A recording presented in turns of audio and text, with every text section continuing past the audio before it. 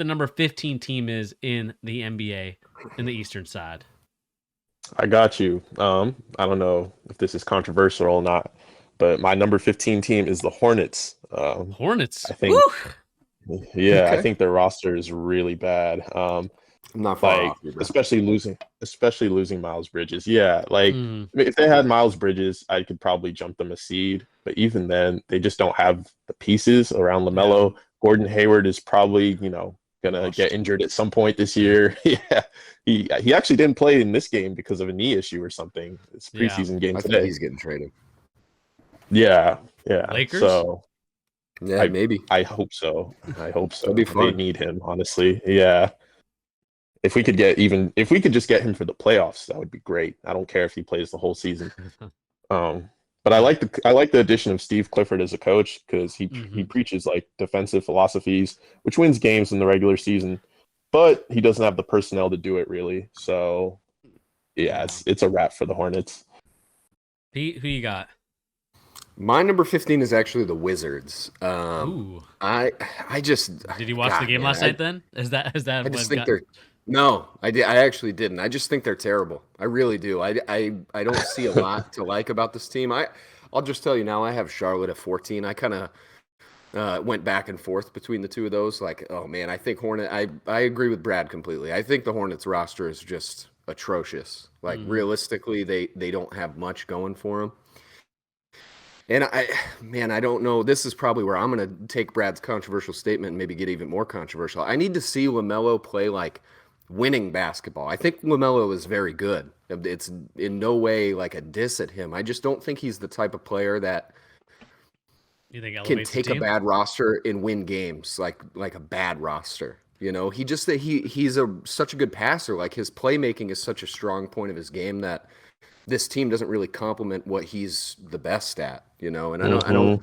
I still don't think he's the most efficient scorer of all time. You know, he's so fun, but it's just it doesn't lead to. It's not like LeBron on the Cavaliers, like, and I know that's not a fair comparison, but it's not even like Shea Gilgeous-Alexander on the Thunder. Like even he can put games Hmm. together where they win games they shouldn't. I just don't think that's LaMelo's style of play. But back to my actual 15, the Wizards. If you look at their roster, man, I don't see it. And I know people would say from, the jump they have Beal at least, but I don't think Hmm. that's that different than LaMelo. I think he doesn't really necessarily make you a winning team in any way, shape, or form. I think he's a good player.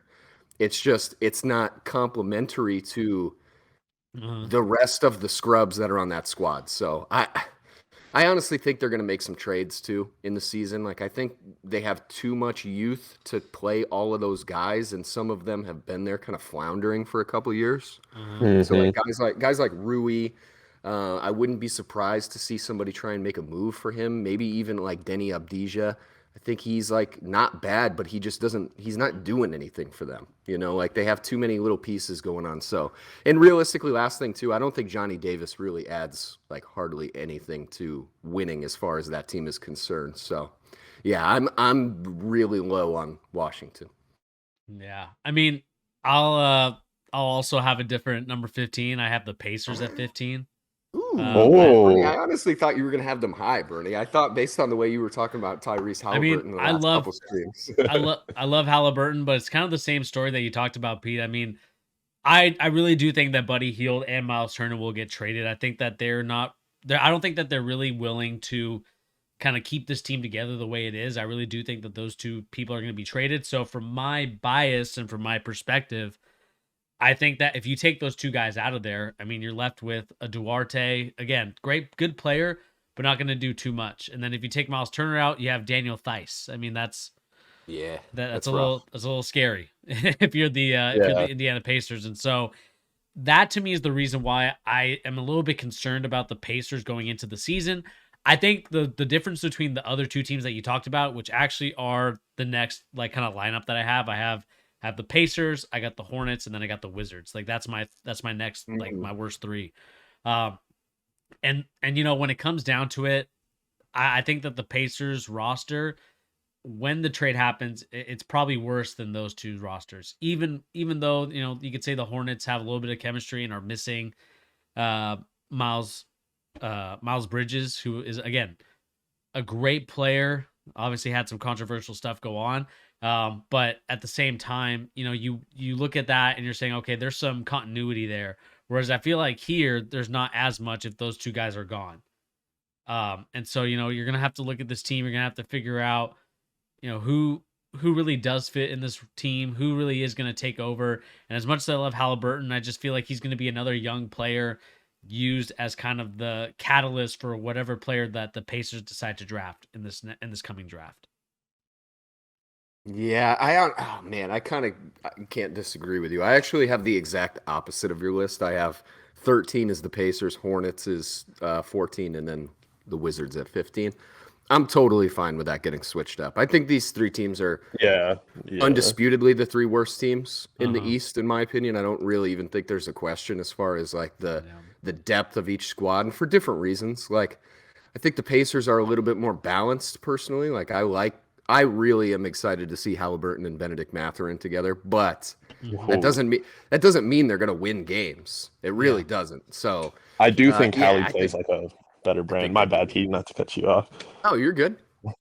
I to push back on you, Bernie. I think that Hallie, the way he plays, I think it impacts winning. Like if Lamelo could Yeah. play the way Hallie does, they would win more games. He shoots the three, he defends, he gets everybody involved really Mhm. well. He's efficient. So I think that's why I have the Pacers 13. But yeah, we're all That's in why I agreement put him for at this. 13 too. That Yeah. Yeah, I think I legitimately is the same reason. I yeah, think Halliburton is going to lead to smarter decision making game to game, but Mhm. yeah. it I really, the more I think about it, I think Charlotte is the worst of these teams. I really do. Yeah. But I could see it being the Pacers as well. Yeah. Yeah. Especially if they get rid of those guys.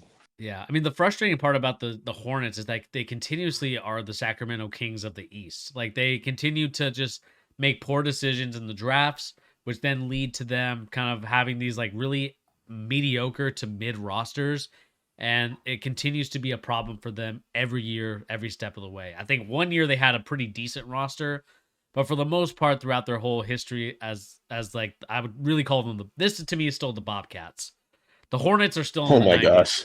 The Hornets are still in the 90s Oh my with that gosh. team. And so, this to me is just another Bobcats. Or again, Michael Jordan needs to do a better job of bringing in guys and really take some of the guys that are from the, the Toronto Raptors guy, Masai Yeah. Ujiri. Yeah. Like take him, like take some of these guys that are really good at building rosters, pay them an exorbitant amount of money, so you don't have to waste money on guys that, again, maybe it's not waste, but you don't want to like spend money on guys that are not going to be there in the next couple of years. And I just feel like that's to me is the Hornets problem.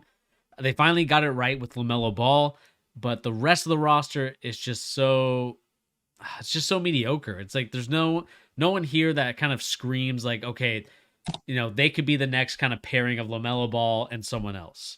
And I know that they signed, I mean, everyone to this day still questions the Gordon Hayward signing. I think that, you paid him 100 mil It's terrible. to basically just be, riding the bench wearing his street clothes. I mean, it's ridiculous at this point about Gordon Hayward. I mean, it's crazy that we don't talk about him the same way that, we talk about like guys like Anthony Davis, Kawhi Leonard, and Paul George. Like Gordon Hayward is in that category because he can never stay healthy. And it's not, Yeah, and I'm not even, Agreed. and I'm gonna take away like the really bad ankle thing because that's just a freak accident. But the rest of his stuff, I mean, I don't know, it's really frustrating because I do like the Hornets look, I like their style, I like LaMelo Ball. Pete, you know me, I'm a ball brotherhead. I love They got two of them. they got two of them on the team, but Let's go. it's just frustrating to see the Hornets become just mediocre with a talent like LaMelo. And then the only quick thing I'll say about the Wizards, and then I'll let you guys kind of talk because I've been talking for too long. I watched them yesterday. They had some moments where you're like, this team could, be pretty decent. I look at a guy like Kyle Kuzma.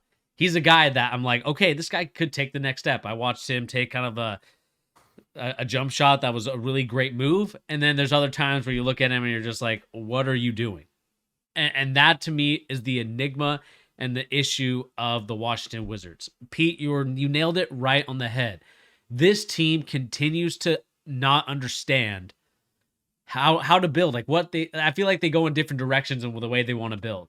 Like first, they got Rui Hachimura all those years back, and like, okay, we're gonna go through him. That's gonna be our guy. Then they get Danny Avesia. Okay, that's gonna be the guy that we build through.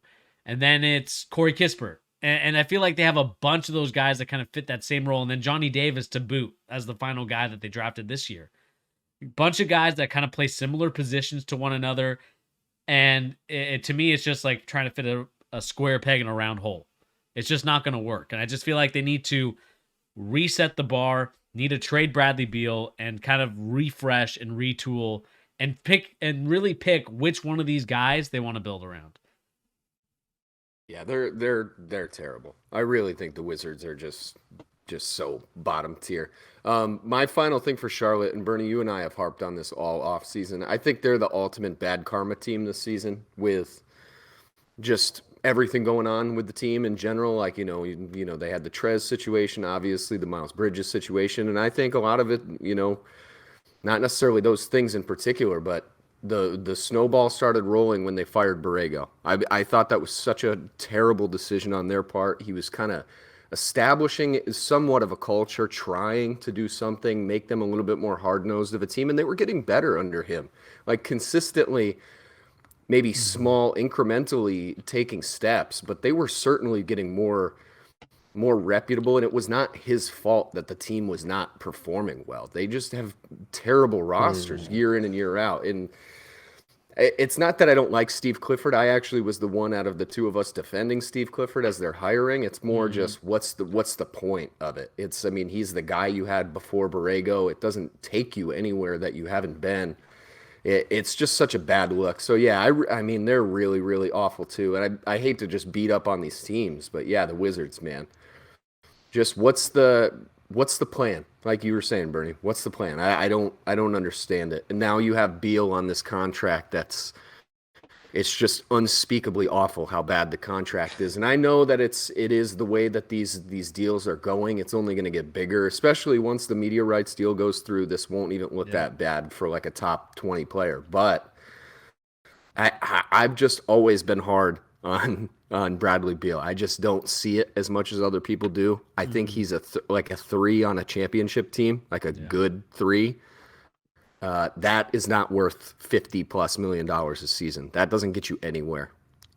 And my last thing, Charlotte, I still have my stock in James Bouknight. Get him on the court this season, man. Let the kid play. Please. You need scoring, dude. The guy can score anywhere on the court. Put him out there next to LaMelo and just let him get some shots.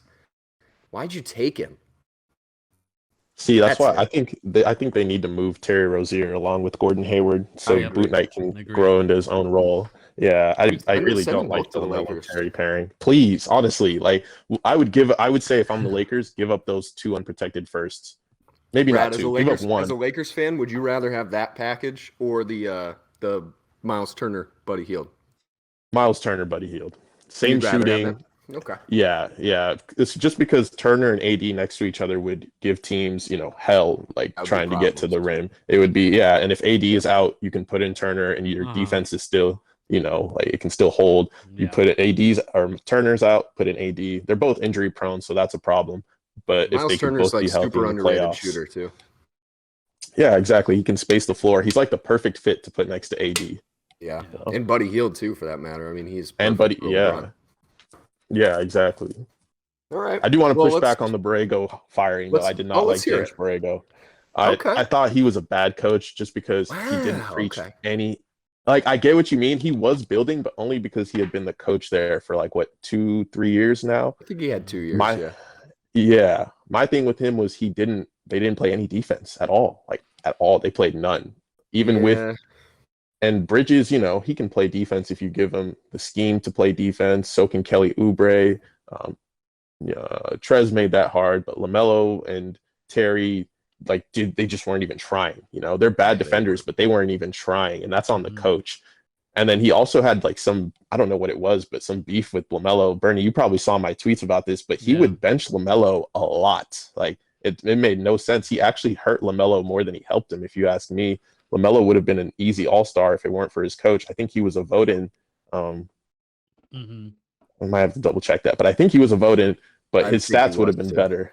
Yeah, I think his stats would have been better if Borrego didn't bench him. He would play Terry Rozier 36, 38 minutes, but then your number 3 pick, LaMelo Ball, is playing, 27 minutes, 26 minutes. Like, give the kid the ball. People came to the games just to watch him, you Yeah, know? it's kind of the give and take of like what's really the point of not playing Mhm. him, like because in the beginning I got it. Like I think like that first season that he was a rookie with them, he didn't get a ton of starting games until the second half of the season, and people were up in arms about it. And like Yeah, I get it in that point in time. Like sure, he was pretty raw, but last season you're not doing yourself any favors by not playing him more. Sure. And that yeah, probably is one of the reasons I got him fired. So it's not necessarily anybody but his own fault. I just think like it's pretty tough to fault him for bad defense when the roster is as bad as it is. Like their that's roster, I mean, fair. they don't have any like Yeah. serviceable defenders on the whole team, in my opinion. Like Miles Bridges is a fine defender, but even then, Just Kelly Oubre, I think. he's Just really the Kelly. only one. And even then, Yeah, he was expendable for how many teams now in his career? He's been sent off for nothing. So yeah, yeah. That's on Mitch Kupchak. The Lakers stink is just yeah. following itself around the league. That's terrible. So who do we think is the consensus 15, and then it'll probably be much easier once we do that. You guys Um, like feel strongly about I, one of them as a 15? I think you two are probably going Hornets, so I probably lose that one. So do we put Hornets? I'm Hornets good is the with that. worst. Yeah, they're probably the worst. Okay, and then second, do we put Pacers or do we put the Wizards? I think we do the Pacers. I think you can just base purely on top end talent. No matter what I think about Bradley Beal right now, he's better than anybody on the Pacers. All right, so we got Wizards, Pacers, and Hornets. Let us know in the comment section down below. Did we get this right? Did we get this wrong? We'd love to know what you guys think in the comment section down below. So don't be afraid to sound off in the comments or in the live chat if you're here with us right now, talking about the worst teams in the Eastern Conference. All right, let's move on to kind of the next couple teams. I think this is going to be very interesting. Yeah, this is where we start to change things up. Can we all agree that this is clearly a tier jump in teams in the East? Like, I think past these three, everybody is way better. Most definitely, yeah. Yeah.